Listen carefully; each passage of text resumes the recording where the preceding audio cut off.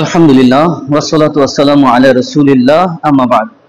আজ 1447 হিজরিতে 1500তম মাউলিদুন নবী সাল্লাল্লাহু আলাইহি ওয়াসাল্লাম উদযাপনের দ্বারপ্রান্তে কোরআন এবং হাদিসে মাউলিদুন নবী সাল্লাল্লাহু আলাইহি ওয়াসাল্লাম উদযাপনের কোনো ভিত্তি আছে কিনা আল্লাহ রাব্বুল আলামিন কালামে মাজিদের মধ্যে ইরশাদ করেন, আউযু বিল্লাহি মিনাশ শাইতানির রাজীম, বিসমিল্লাহির রহমানির রহিম, কুল বিফাদলিল্লাহি ওয়া বিরহমাতিহি ফাবিযালিকা ফালইফরাহু হুয়া খায়রুম মিম্মা ইয়াজমাউন।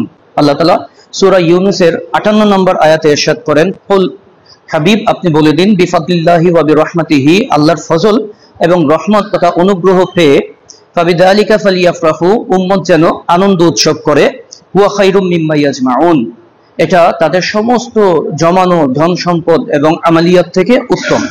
আল্লাহ রাব্বুল আলামিন এখানে যে নির্দেশটি দিয়েছেন আল্লাহর ফজল এবং রহমত পেয়ে উম্মতকে আনন্দ উৎসব করার, তো ফজল কি আর রহমত কি, এই আয়াতের ব্যাখ্যায় তাফসিরে রুহুল মাআনি এবং তাফসিরে তাবারিতে হযরতে আব্দুল্লাহ ইবনে আব্বাস রাদিয়াল্লাহু তাআলা আনহু থেকে হাদিস রওয়ায়াত, তিনি বলছেন এই আয়াতে রহমত এবং ফজল অর্থ হচ্ছে রাসূলুল্লাহ সাল্লাল্লাহু আলাইহি ওয়াসাল্লাম।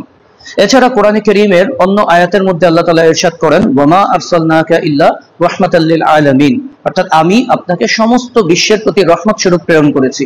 সুতরাং কোরআনের এক আয়াতের তাফসীর অন্য একটি আয়াত দিয়ে যখন করা হয়, তাফসীরুল কোরআন বিল কোরআন, এটা হচ্ছে আফদালুত তাফাসির, সমস্ত তাফসীরের মধ্যে উত্তম তাফসীর হচ্ছে কোরআনের এক আয়াতের তাফসীর যদি অন্য একটা আয়াত দিয়ে করা যায়। তো আল্লাহ তাআলা যেখানে বলছেন যে রহমত দিয়ে উম্মত যেন আনন্দ উৎসব করে, আল্লাহই বলছেন রহমত অর্থ হচ্ছে রাহমাতুল লিল আলামিন হুজুর মুস্তাফা করিম সাল্লাল্লাহু তাআলা আলাইহি ওয়াসাল্লাম। তো কোরআনের এই আয়াত থেকে প্রমাণিত হয় আল্লাহ তাআলা রহমত স্বরূপ আমাদের নবী করিম সাল্লাল্লাহু আলাইহি ওয়াসাল্লামকে পেয়ে উম্মতকে আনন্দ উৎসব করার আদেশ দিয়েছেন। এছাড়া আল্লাহ রাব্বুল আলামিন অন্য সূরা সূরাতুদ দুহার মধ্যে উল্লেখ করেছেন, ওয়া আম্মা বিনি'মাতি রাব্বিকা ফাহাদ্দিস, আল্লাহ তাআলা বলছেন আমরা উম্মত যেন রহমত পেয়ে নিয়ামত পেয়ে আমরা যেন সেটা শুকরিয়া আদায় করি। তো নিয়ামতের শুকরিয়া কিভাবে আদায় হয়?